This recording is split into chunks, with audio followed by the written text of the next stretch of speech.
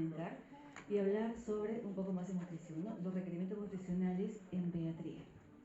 Tenemos que tener en cuenta, como conversamos ayer, que los factores genéticos modulan el crecimiento. Quiere decir que casi 50-80% del crecimiento final que tenemos es modulado por factores genéticos y mucho por la línea materna. Sin embargo, los factores que están sobre la genética, los que permiten expresar, ¿no?, llamados factores epigenéticos, son los que modulan la expresión de estos factores genéticos.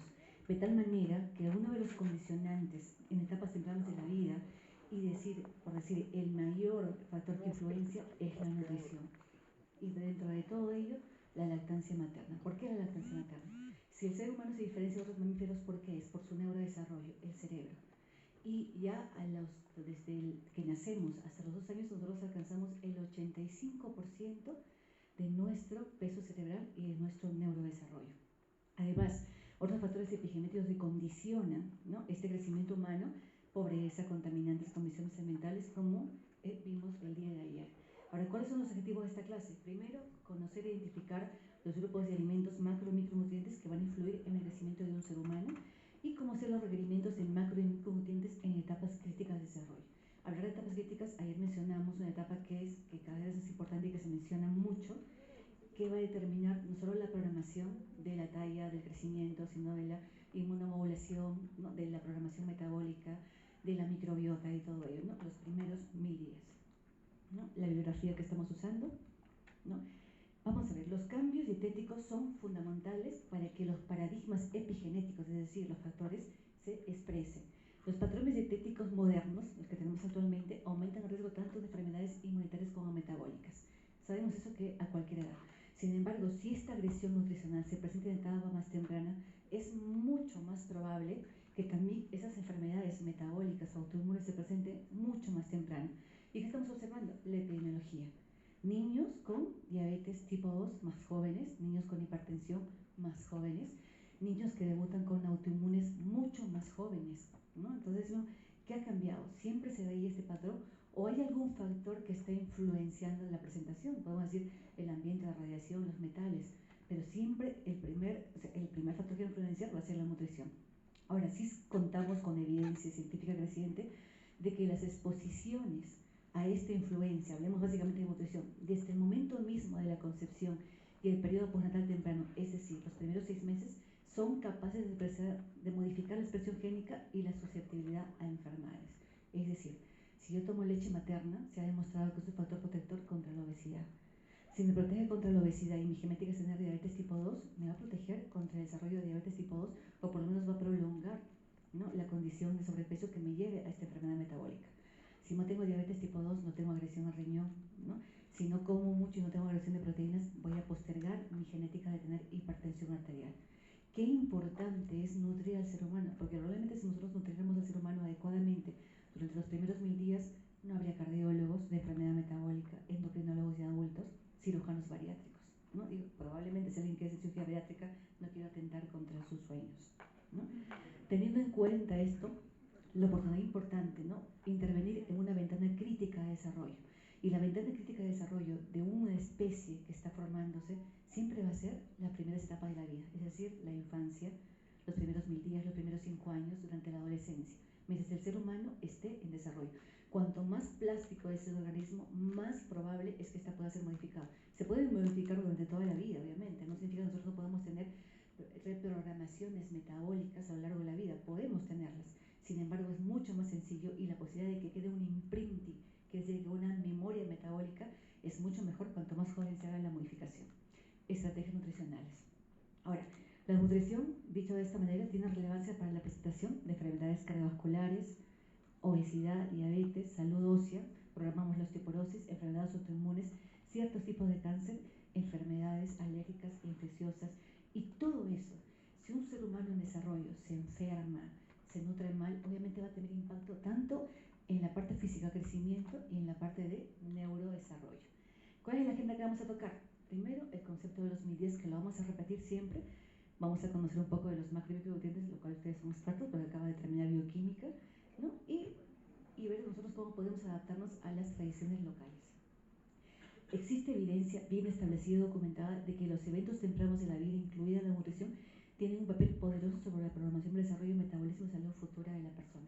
Evidencia, las observaciones del profesor Baker, epidemiólogo inglés, en 1970. Lo primero que dijo es: estoy observando que a mi consulta acuden muchas personas entre 20 y 30 años con hipertensión y angina de pecho.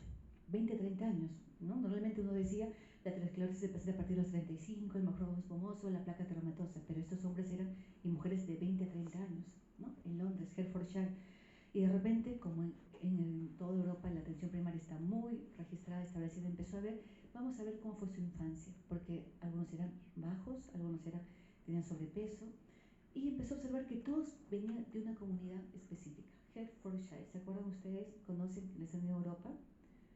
A la Segunda Guerra Mundial, la ocupación holandesa por las tropas nazis, y lo que sucede es que ocuparon toda la parte de Países Bajos, no dejaban entrar alimentos ni que venía de Reino Unido ni que venían de los países aliados de Estados Unidos. Se quedaron casi 400 días, algunas zonas, ¿no? El consumo de calorías bajó a 400 calorías por persona. 400 calorías es un vaso de yogur, lo que ustedes beben, hasta 2 o 3 vasos por día. Y sin embargo, ¿quiénes creen que fueron los más afectados? ¿Los hombres que ya estaban creciendo? No, los niños, obviamente, las mujeres embarazadas, ¿no? Y obviamente todos los hombres iban a la guerra. ¿Quiénes quedaron en esa zona? Los niños y las mujeres embarazadas, pero nacieron, porque vivieron, sobrevivieron, y vieron que esos niños nacían con peso bajo, y todos tenían como un denominador peso bajo, peso bajo, peso bajo, peso bajo. Entonces, la primera observación epidemiológica, porque ahí no se encuentran los estudios, dijo, hay una observación que el peso bajo se asocia a hipertensión y enfermedad cardiovascular. Por otro lado del mundo, el doctor Berenson, cardiólogo pediatra, empezó a observar que tenía niños afroamericanos, hispanoamericanos de 15 años con hipertensión y tenían en común denominador la obesidad. Pero cuando empezó a hacer la historia clínica de los pediatras, que somos tan detallistas, empezó a ver que tenían peso bajo. Entonces decían, pues sí, el peso bajo condiciona a hipertensión, sobrepeso, obesidad y enfermedad metabólica. Y empezaron a estudiar en modelos animales, porque no es ético, aunque tenemos cortes históricas, ¿no? Para esto y vieron efectivamente que cuando sometieron a las ratitas a desnutrición y veíamos la camada y las sometíamos a sobrepeso postnatal, estas ratitas desarrollaban placa ateromatosa muy jóvenes. Y ahí vamos al segundo estudio histórico basado en evidencia. ¿Han oído hablar de la cohorte de Bogalusa? Cuando pasa en cardiología, el riesgo cardiovascular, corte de Bogalusa, corte de Bogalusa, corte de Bogalusa. Es una cohorte que sigue en Bogalusa, en Estados Unidos, un grupo de médicos estudiosos para verificar, ¿no?, la incidencia, prevalencia de hipertensión arterial o enfermedad cardiovascular y ver qué factores están asociados a la presentación de esta enfermedad cardiovascular. Entonces, en Bogalusa, todo lo que pasaba en salud se registraba, las muertes, todo. Y empezaron a hacer autopsias de natimuertos, autopsias de niños de 2 años que morían por cualquier causa. Pedían permiso para sacar biopsias de coronaria, biopsias de carótida. ¿Y qué encontraron? En natimuertos, placa fibrosa. ¿Cómo? Si este bebito ni nació, pero antecedente RCU, placa ateromatosa. Entonces, un momentito, ¿en qué momento empieza la enfermedad ateromatosa? No empezaba a los 35 años según mis estudios, según lo que me enseñaron. Entonces vieron, no, todo ser humano que es sometido a hambruna desde etapas tempranas de la vida, llámese intraútero, desarrolla condiciones para sobrevivir. Yo no me quiero morir, tengo que adaptarme. Adapto a tener menos cantidad de células para formar mi riñón, mi nefrona, mi páncreas. Lo único que no ahorro, ¿qué creen que sea? Dicen la grasa por ahí, a veces. ¿Qué creen que sea? ¿Qué nos diferencia de los demás mamíferos? El cerebro. Es lo único que no se ahorra. Todos los nutrientes, sorry, cerebro, ya, un poquito para el corazón, un poquito para el riñón. Lo demás, todo baja. Hueso, páncreas, nefrona, pero yo puedo vivir con un riñón, puedo vivir con un pedazo de hígado, puedo vivir, ¿no? Vivimos así. Y cuando salimos en la etapa postnatal, ¿cuál es la lógica humana si vemos un niño con bajo peso? Alimentarlo. Y esta transgresión, es lo que llamamos ahora dieta moderna, esta transgresión, el bebé se programó para vivir con poco alimento y se creó todos sus sistemas de sus órganos funcionarán mal, menos, a lo mejor una timina por acá, faltó una guanina, una proteína por aquí, menos, se adaptó. Esta respuesta adaptativa es para sobrevivir. Pero ¿qué pasó cuando salió de la panza? Empezó a comer, porque los pediatras decimos hay que engordarlos a los niños, ¿no?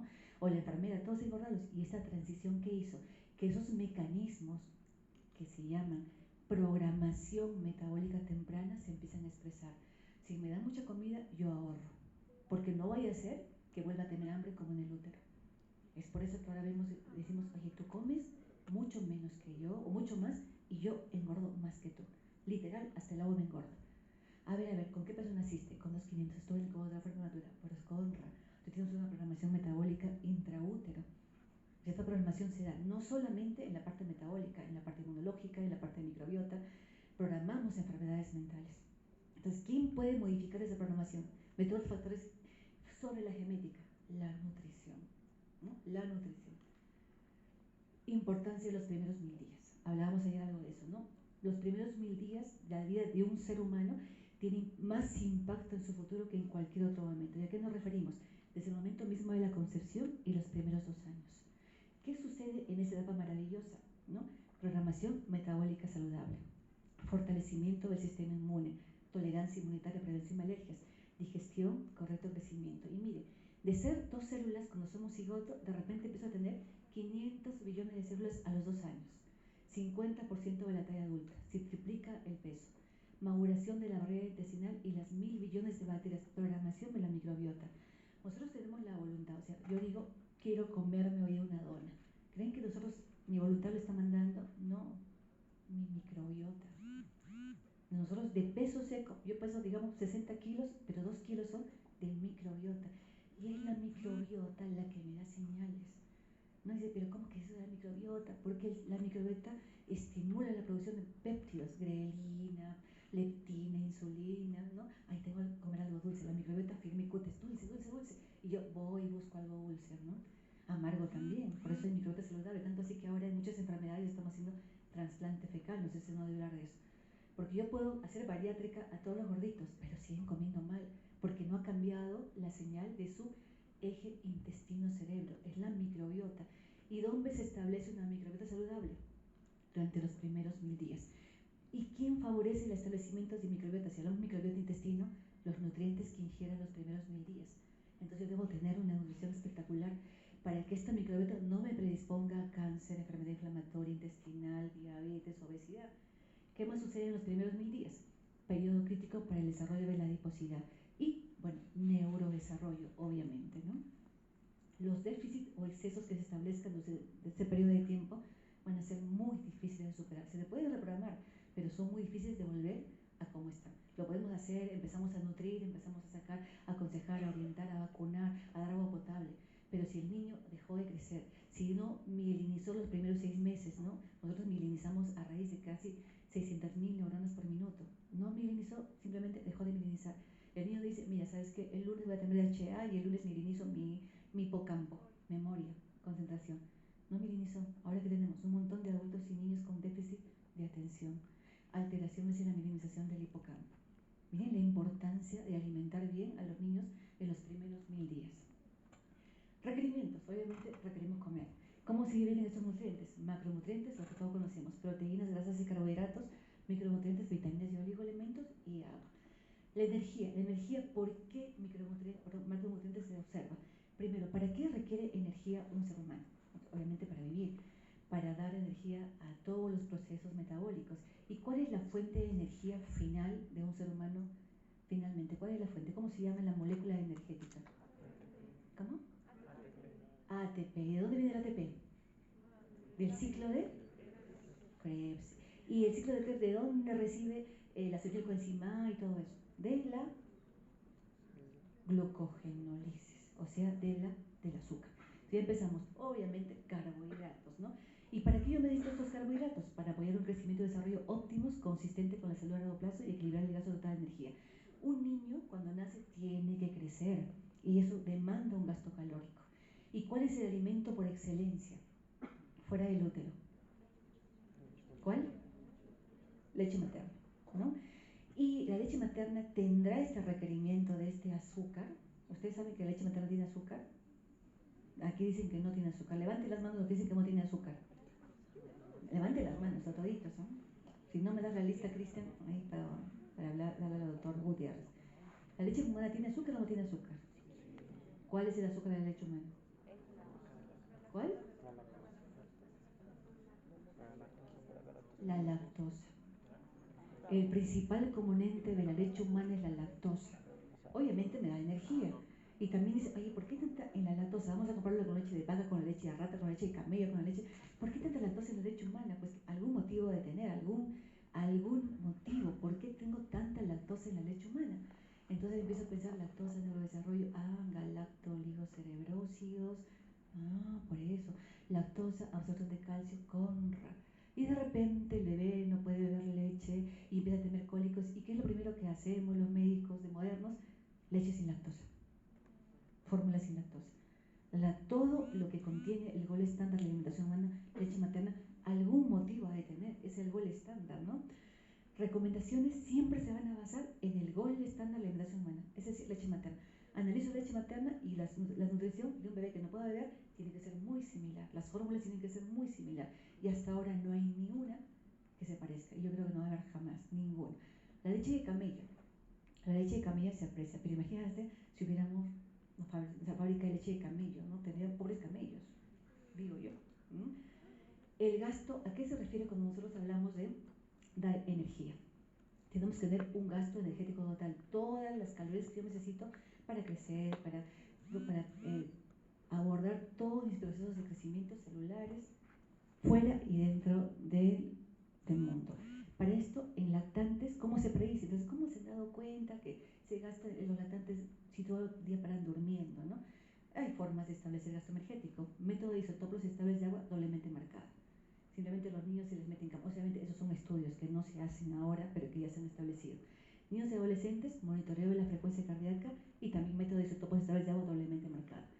Y el costo de energía de crecimiento, porque es muy diferente calcular la energía que necesita un adulto que ya creció, debe incluir el promedio de velocidad de crecimiento y la composición de aumento de peso. Ayer vimos que en los primeros 1000 días la velocidad de crecimiento era espectacular. Crecíamos 37 centímetros en 2 años y aumentábamos 12 kilos en 2 años.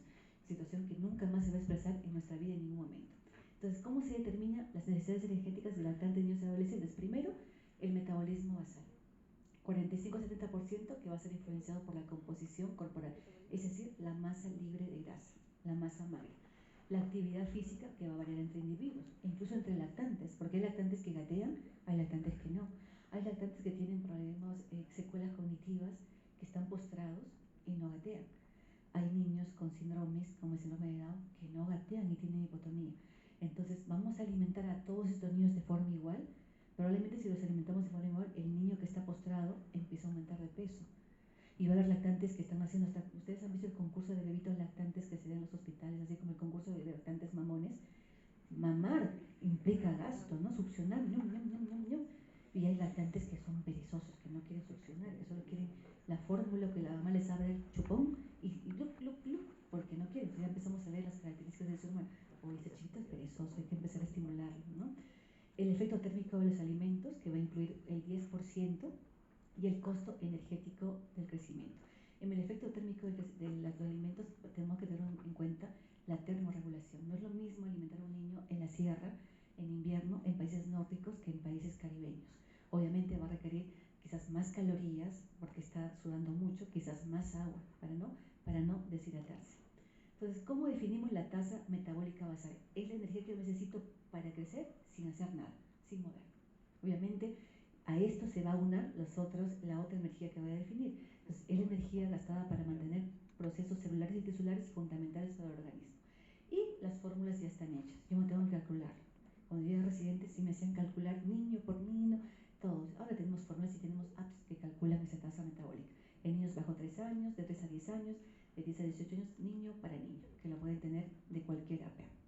El efecto térmico de los alimentos. Energía requerida para la ingestión e ingestión de los alimentos y para la absorción, transporte y utilización de los nutrientes. Cuando hacemos el cálculo de una dieta de calorías totales, ustedes han visto que hay un macronutriente que casi nunca entra para el cálculo de energía. ¿Cuál es? ¿Quién va al gimnasio? No van al gimnasio. Nadie va al gimnasio. A ver, los musculosos. Sebastián, ¿por dónde andas? ¿Ves si vas al gimnasio, Sebastián?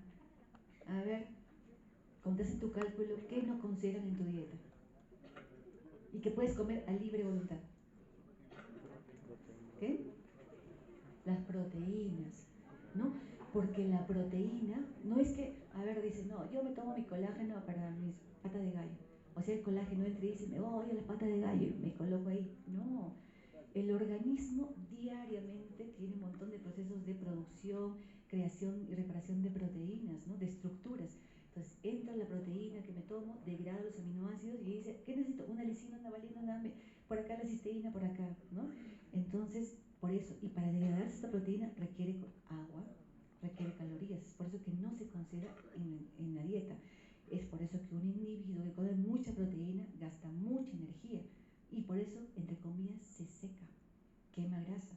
Pasa lo mismo en los niños. Tenemos niños que tenemos alto consumo de proteínas, viene la mamá, no sube de peso, no crece, pero es que toda la energía, en vez de usarla para crecer, la está usando para degradar su proteína. Y vamos con las modas modernas. Señora, pero ¿por qué tomas? No, pues si le doy un poquito de yogur, y griego, ¿eh? Porque me han dicho que es mejor. Por definición, el yogur griego tiene más proteína. Y la leche es una de las pocas proteínas que tiene cantidad de aminoácidos insulinogénicos. ¿Y qué va a hacer ese niño? Va a engordar y no va a crecer, ¿no? Y encima se va a llenar de grasa trans de la leche, ¿no? Las cosas modernas que tenemos cada vez. Actividad física, obviamente es el componente más variable de los requerimientos de energía, cada vez peor. Los niños de ahora no se mueven. Hoy en la mañana en consulta teníamos un lactante de 9 meses sentadito en su sillita con el celular al frente, hipnotizado para foto.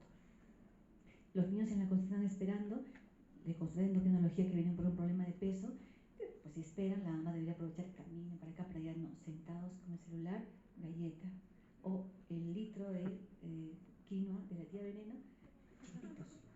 Y ellos se van a acabar todo eso, es para toda la familia. No, se lo acaban todo. O sea, no están comiendo mal, están comiendo demasiado y no se están moviendo, ¿no? Muchos de vosotros también dirán, no, yo tengo que tener, según mi peso, 50 calorías por kilo día. ¿Haces ejercicio?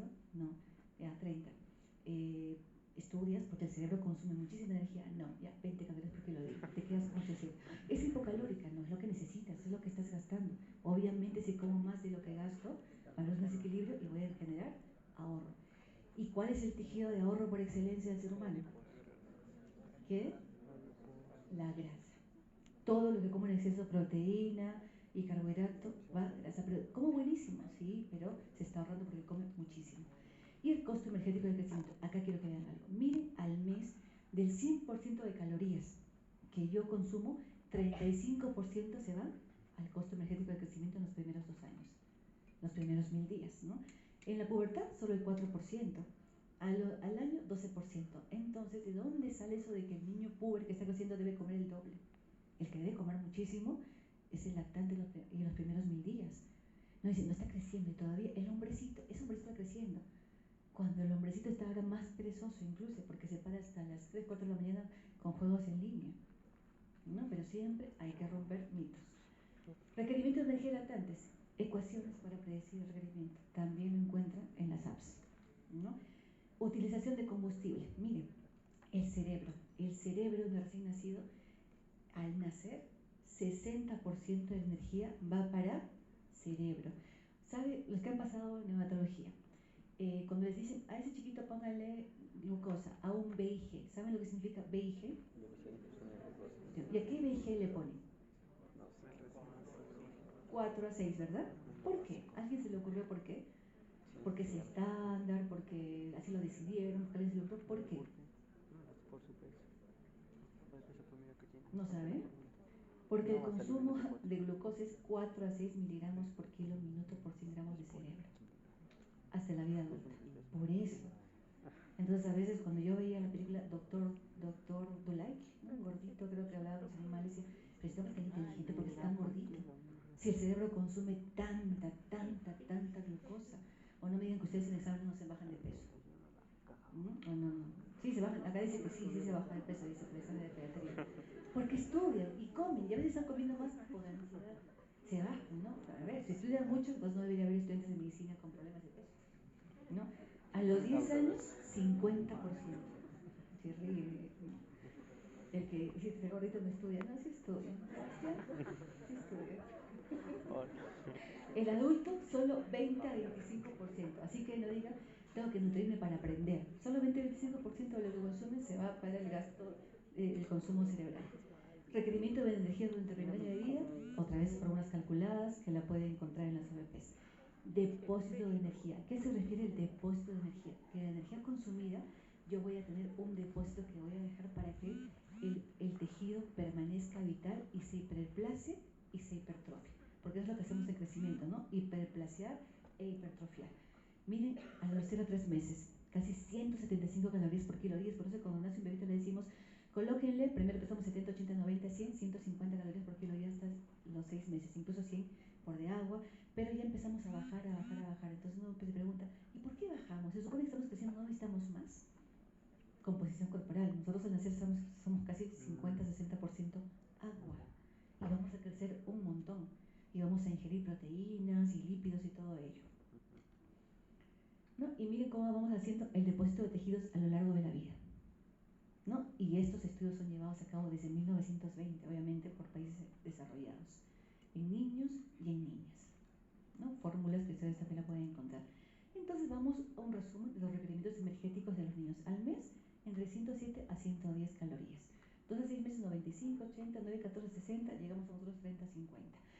Yo me pregunto, si yo tengo un bebé con leche materna exclusiva y la leche materna es el gol estándar de la alimentación humana, ustedes ya sabrán qué es leche materna, ¿verdad? Ah, pues ya saben todo. La leche materna, ¿cuántos gramos de proteína tiene por litro?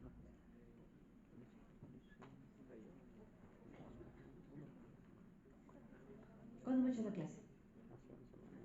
¿Ayer, anteayer? La semana pasada. Ah, memoria inmediata, fresquísima. A ver, se ríe. Se hace un autobullying algunos.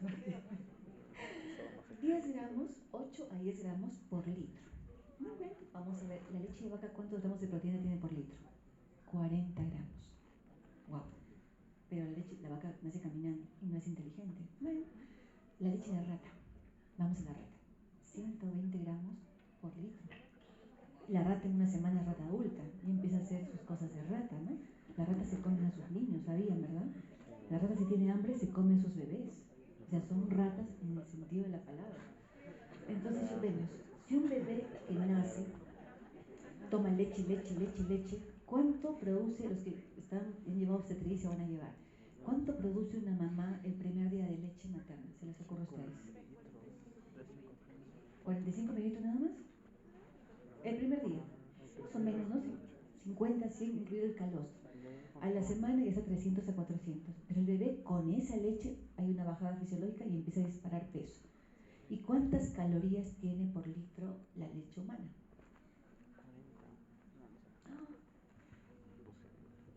¿Cuál es la densidad energética de la leche humana? La densidad energética es cantidad de calorías por gramo de alimento.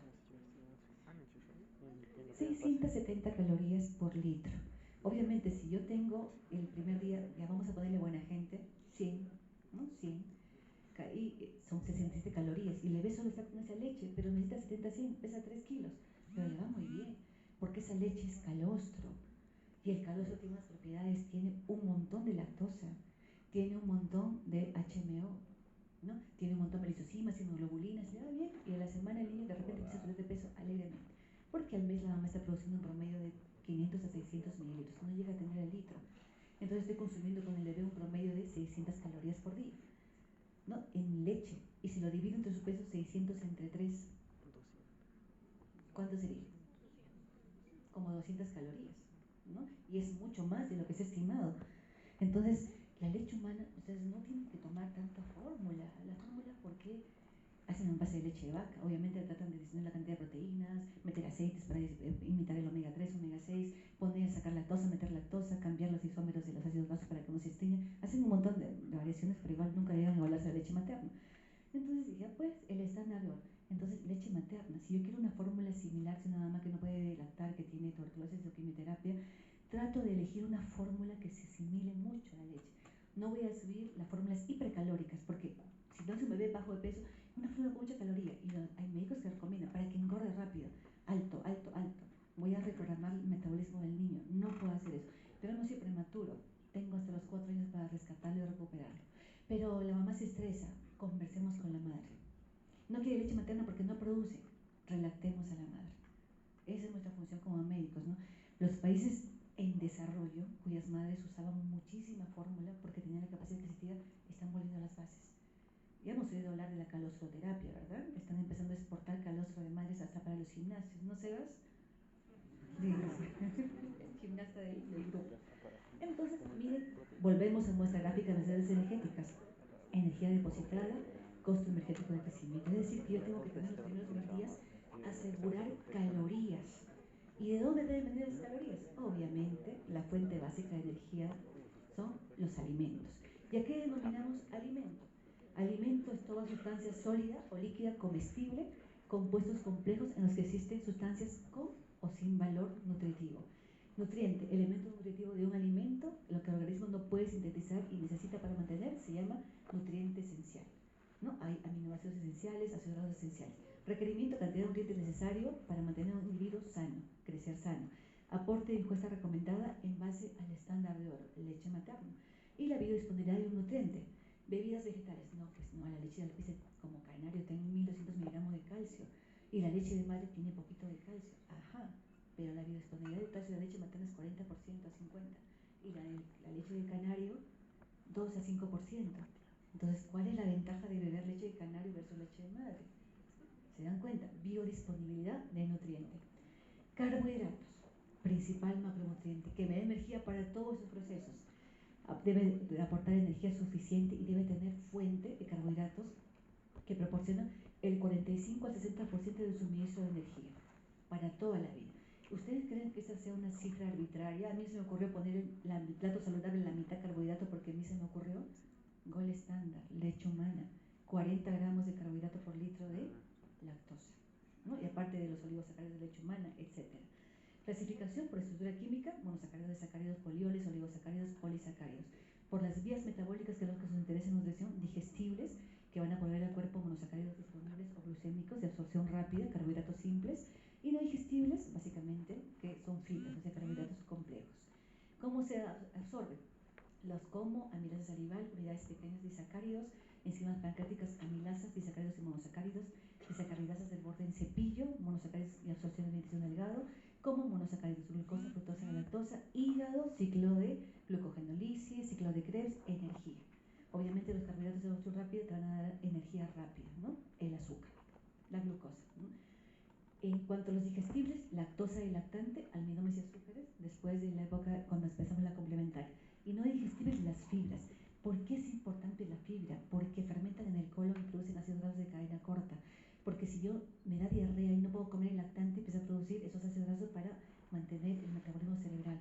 Porque va a modificar mi microbiota y va a programar todo lo que programa la microbiota. Tolerancia inmunitaria, programación metabólica, adiposidad. ¿Qué tenemos que tener en cuenta? La cantidad, el tipo, el origen, el tipo y el índice glicémico. Siempre el índice glicémico no es lo mismo. ¿Qué definimos índice glicémico?